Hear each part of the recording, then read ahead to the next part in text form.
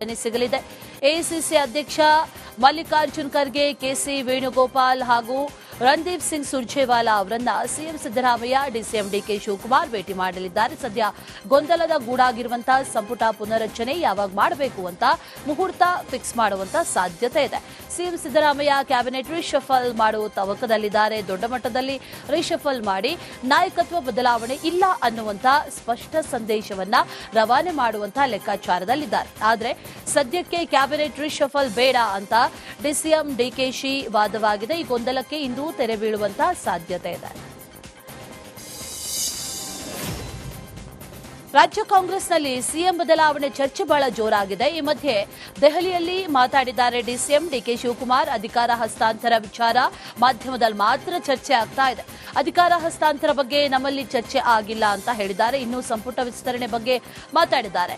ಸಂಪುಟ ಪುನರಚನೆಗೆ ಸಿಎಂ ಅವರ ವಿವೇಚನೆಗೆ ಬಿಟ್ಟಿದ್ದು. ಸಿಎಂ ಹೈಕಮಾಂಡ್ ಜೊತೆ ಮಾತಾಡ್ತಾರೆ, ನನ್ನನ್ನು ಕರೆಸಿದಾಗ ಹೈಕಮಾಂಡ್ ಭೇಟಿ ಆಗ್ತೇನೆ ಅಂತ ಡಿಕೆ ಶಿವಕುಮಾರ್ ಹೇಳಿದ್ದಾರೆ. ನನ್ನಲ್ಲಿ ಸಿದ್ದರಾಮಯ್ಯನವರಲ್ಲಿ ಹೈಕಮಾಂಡಲ್ಲಿ ಎಲ್ಲೂ ಚರ್ಚೆ ಇಲ್ಲ. ನನ್ನಲ್ಲಿ ಸಿದ್ದರಾಮಯ್ಯನವರಲ್ಲಿ ಹೈಕಮಾಂಡಲ್ಲಿ ಎಲ್ಲೂ ಚರ್ಚೆ ಇಲ್ಲ. ನಾನು ಕೆಪಿಸಿಸಿ ಅಧ್ಯಕ್ಷ ಸ್ಥಾನಕ್ಕೆ ರಾಜೀನಾಮೆ ಕೊಡಲ್ಲ. ನಾನ್ಯಾಕೆ ರಾಜೀನಾಮೆ ಕೊಡಬೇಕು?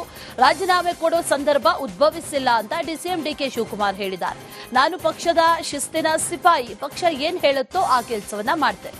ನಾನು ಕಾಂಗ್ರೆಸ್ಗೆ ಬ್ಲಾಕ್ ಮೇಲ್ ಮಾಡೋನಲ್ಲ. ನಾನು ಹಗಲು ರಾತ್ರಿ ಪಕ್ಷ ಕಟ್ಟಿದ್ದೇನೆ. ಕಾಂಗ್ರೆಸ್ ಭವನದ ಭೂಮಿ ಪೂಜೆ ವಿಚಾರಕ್ಕೆ ರಾಹುಲ್ ಗಾಂಧಿ ಅವರನ್ನ ಭೇಟಿ ಮಾಡಿದ್ದೇನೆ. ರಾಹುಲ್ ಗಾಂಧಿ ಭೂಮಿ ಪೂಜೆ ಮಾಡಬೇಕು ಅನ್ನೋದು ನನ್ನ ಆಸೆ ಅಂತ ಡಿಸಿಎಂ ಡಿಕೆ ಶಿವಕುಮಾರ್ ಹೇಳಿದ್ದಾರೆ. ನಾನ್ಯಾಕೆ ರಾಜೀನಾಮೆ ಕೊಡ್ತೀನಿ ಅಂತ ಹೇಳಿ ಆ ಸಂದರ್ಭ ಏನು ಉದ್ಭವ ಆಗಲಿಲ್ಲ.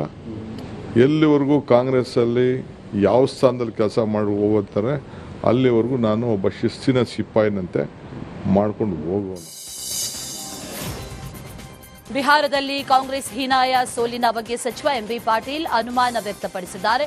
ನಮ್ಮ ದೆಹಲಿಯ ನಾಯಕರು ಈ ಸೋಲಿನ ಬಗ್ಗೆ ಆತ್ಮವಿಮರ್ಶೆ ಮಾಡುತ್ತಿದ್ದಾರೆ. ಅನಾಲಿಸಿಸ್ ಮೇಲೆ ಸೋಲಿನ ಸತ್ಯ ತಿಳಿಯಲಿದೆ. ಬಿಹಾರ ಚುನಾವಣೆ ಫಲಿತಾಂಶದಿಂದ ಸಂಶಯ ಬಂದಿದೆ.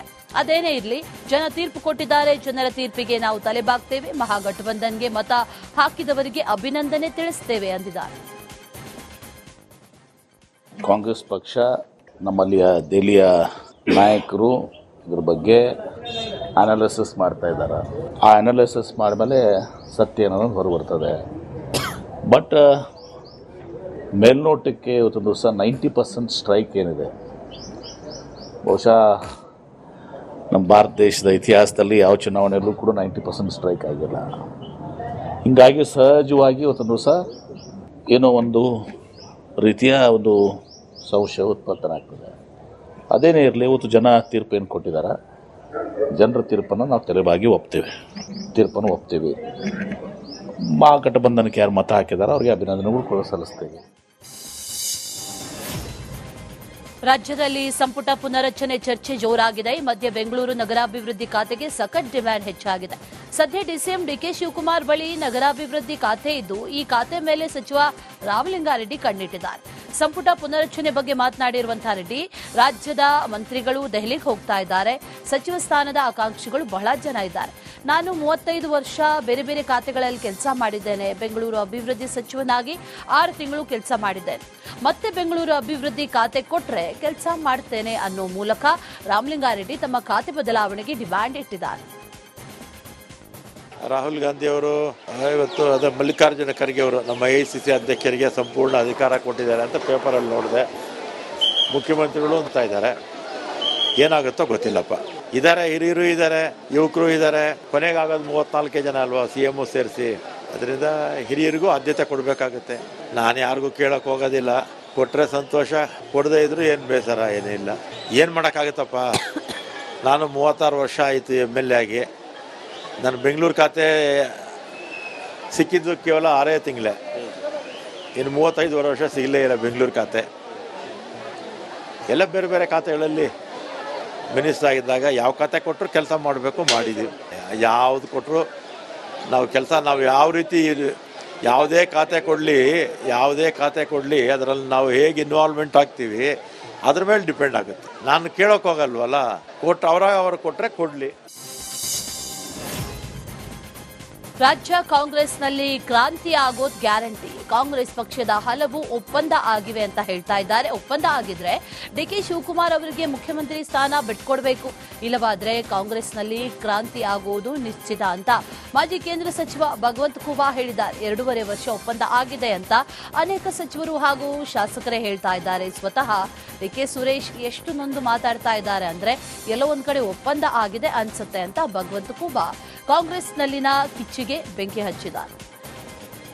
2.5 ವರ್ಷಗಳ ಹಿಂದೆ ಅವರ ಒಪ್ಪಂದ ಆಗಿರುವುದು ಅನೇಕ ಅವರ ಸಂಪುಟದ ಸಚಿವರುಗಳೇ ಹೇಳಿದ್ದಾರೆ. 2 ವರ್ಷ ನಂತರ ಮುಖ್ಯಮಂತ್ರಿಗಳು ಕೂಡ ಬದಲಾವಣೆ ಆಗಬೇಕು, ಬಹುತೇಕ ಸಚಿವರುಗಳನ್ನು ಕೂಡ ಬದಲಾವಣೆಯಾಗಿ ಹೊಸವರಿಗೆ ಅವಕಾಶ ಮಾಡಿಕೊಡ್ಬೇಕು ಅನ್ನುವಂಥದ್ದನ್ನು ಇದು ನಾವು ಹೇಳ್ತಾ ಇಲ್ಲ, ಇದು ಕಾಂಗ್ರೆಸ್ಸಿನ ಅನೇಕ ಮುಖಂಡರುಗಳು ಹೇಳಿದ್ದಾರೆ. ಹೀಗಾಗಿ ಒಪ್ಪಂದದಂತೆ ನಡೀಲಿಲ್ಲ ಅಂದರೆ ಸಹಜವಾಗಿ ಕ್ರಾಂತಿಗೆ ನಾಂದಿ ಆಗ್ತದೆ ಅನ್ನೋದ್ರಲ್ಲಿ ಎರಡು ಮಾತಿಲ್ಲ. ಅಂದ್ರೆ ಟೋಟಲಿ ಕ್ರಾಂತಿ ಆಗೇ ಆಗ್ತದೆ ಎಂಬುದು ಲಕ್ಷಣ ನೀವು ಬಿಜೆಪಿ ಕೂಡ ಸಿಗ್ತಾ ಇದೆ. ಇದ್ರ ಲಾಭ ಏನಾರ ಬಿಜೆಪಿ? ಈಗ ನೋಡಿ, ನಮಗೆ ಅವ್ರದ್ದು ಲಾಭ ತಗೊಳ್ಳೋಂಥದ್ದು ನಮಗೇನು ಅವಶ್ಯಕತೆ ಇಲ್ಲ. ಸ್ವತಃ ಡಿ.ಕೆ. ಸುರೇಶ್ ಅವರೇ ಯಾವಾಗ ಇಷ್ಟು ಮನನೊಂದು ಹೇಳ್ತಾ ಇದ್ದಾರೆ ಅಂದ್ರೆ ಅದರಲ್ಲಿ ಏನಾದರೂ ಸತ್ಯ ಇದ್ದಾಗ ಮಾತ್ರ ಮನನೊಂದಿದ್ದಾರೆ. ಇವತ್ತು ರಾಹುಲ್ ಗಾಂಧಿ ಮತ್ತು ಮಲ್ಲಿಕಾರ್ಜುನ್ ಖರ್ಗೆ ಅವರು ಜವಾಬ್ದಾರಿಯಿಂದ ಆದಂಥ ಒಪ್ಪಂದವನ್ನು ಏನಾಗಿದೆ ಅದು ನಿಮ್ಮ ಮಧ್ಯದಲ್ಲಿದೆ, ಅದನ್ನು ನಡೆಸ್ಕೊಡ್ಬೇಕು ಅನ್ನುವಂಥದ್ದನ್ನು ಮಾತ್ರ ಹೇಳಬಲ್ಲೆ.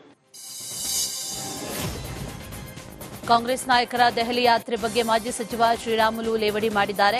ಕಾಂಗ್ರೆಸ್ ಪಕ್ಷದಲ್ಲಿ ನಾನಾ ನೀನಾ ಅಂತ 2 ವರ್ಷ ಕಳೆದಿದ್ದಾರೆ. ರಾಜ್ಯದಲ್ಲಿ ಕಾನೂನು ಸುವ್ಯವಸ್ಥೆ ಹದಗೆಟ್ಟಿದೆ. ಬಿಹಾರದಲ್ಲಿ ಎನ್ಡಿಎಗೆ ಬಹುಮತ ಸಿಕ್ಕತ್ತೆ. 2028ಕ್ಕೆ ಕರ್ನಾಟಕದಲ್ಲೂ ಆಗುತ್ತೆ. ಮುಂದೆ ಕಾಂಗ್ರೆಸ್ಗೆ ಜನ ತಕ್ಕ ಪಾಠ ಕಲಿಸ್ತಾರೆ. ಈಗ 3 ರಾಜ್ಯಗಳಲ್ಲಿ ಕಾಂಗ್ರೆಸ್ ಆಡಳಿತ ನಡೆಸ್ತಾ ಇದೆ. ಮುಂದಿನ ದಿನಗಳಲ್ಲಿ ಆ 3 ರಾಜ್ಯಗಳನ್ನು ಕಾಂಗ್ರೆಸ್ ಕಳೆದುಕೊಳ್ಳುತ್ತೆ.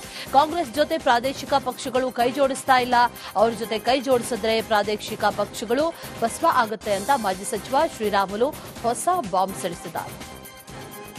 ಈ ಕಾಂಗ್ರೆಸ್ನಲ್ಲಿ 2.5 ವರ್ಷಗಳ ಕಾಲ ಇವತ್ತು ಮುಖ್ಯಮಂತ್ರಿಗಳು ನಾನಾಗಬೇಕು ನೀನಾಗಬೇಕಂದೇಳಿ ಅವರಿಬ್ಬರ ಮಧ್ಯೆನೇ ಇವತ್ತು ಕಚ್ಚಾಟ ಅನ್ನೋದಕ್ಕಿಂತ ಅವರಿಬ್ಬರ ಮಧ್ಯದಲ್ಲಿ ಇವತ್ತು ನಾನಾಗಬೇಕು ನೀನಾಗಬೇಕು ಅನ್ನೋದ್ರಲ್ಲಿ 2.5 ವರ್ಷ ಕಳೆದ್ಬಿಟ್ರು.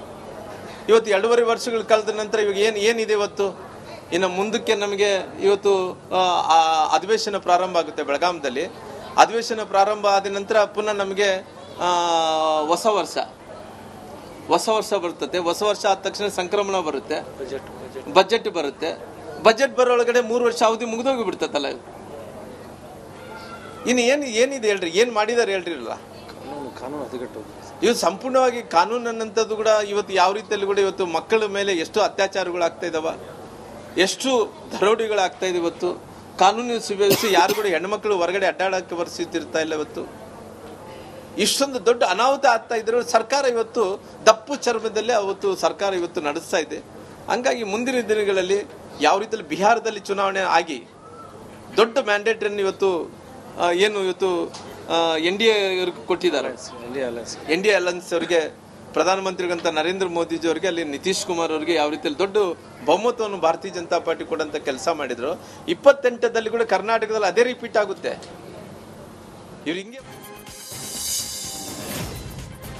ಸಿಎಂ ಸಿದ್ದರಾಮಯ್ಯ ಇಂದು ಪ್ರಧಾನಿ ನರೇಂದ್ರ ಮೋದಿ ಅವರನ್ನ ಭೇಟಿ ಮಾಡಲಿದ್ದಾರೆ. ಕಬ್ಬು ಬೆಳೆಗಾರರು ಮತ್ತು ಕಾರ್ಖಾನೆ ಮಾಲೀಕರ ಸಮಸ್ಯೆಗಳ ಬಗ್ಗೆ ಪ್ರಧಾನಿ ಜೊತೆ ಚರ್ಚೆ ಮಾಡಲಿದ್ದಾರೆ. ಬೆಳಗ್ಗೆ 11 ಗಂಟೆಗೆ ಸಿಎಂ ಸಿದ್ದರಾಮಯ್ಯ ದೆಹಲಿಗೆ ತೆರಳಲಿದ್ದಾರೆ. ರಾಜ್ಯದ ಕಬ್ಬು ಬೆಳೆಗಾರರು ಪ್ರತಿ ಟನ್ಗೆ 3,500 ರೂಪಾಯಿ ಬೆಂಬಲ ಬೆಲೆಗೆ ಪಟ್ಟಿ ಹಿಡಿದಿದ್ರು. ಹೋರಾಟವನ್ನ ಕೂಡ ಮಾಡಿದ್ದು ರೈತರಿಗೆ 3,300 ನೀಡುವ ಹಾಗೂ ಪಿಎಂ ಭೇಟಿ ಮಾಡುವ ಭರವಸೆಯನ್ನ ನೀಡಿದ್ರು. ಹಾಗಾಗಿ ಸಿಎಂ ಸಿದ್ದರಾಮಯ್ಯ ಇಂದು ಪ್ರಧಾನಮಂತ್ರಿ ಮೋದಿ ಭೇಟಿ ಮಾಡಿ ಮನವಿ ನೀಡಲಿದ್ದಾರೆ. ಇದೇ ವೇಳೆ ರಾಜ್ಯಕ್ಕೆ ಬರಬೇಕಾದ ಅನುದಾನ ಹಾಗೂ ರಾಷ್ಟ್ರೀಯ ಯೋಜನೆಗಳ ಬಗ್ಗೆ ಚರ್ಚೆ ಮಾಡುವಂತ ಸಾಧ್ಯತೆ ಕೂಡ ಇದೆ.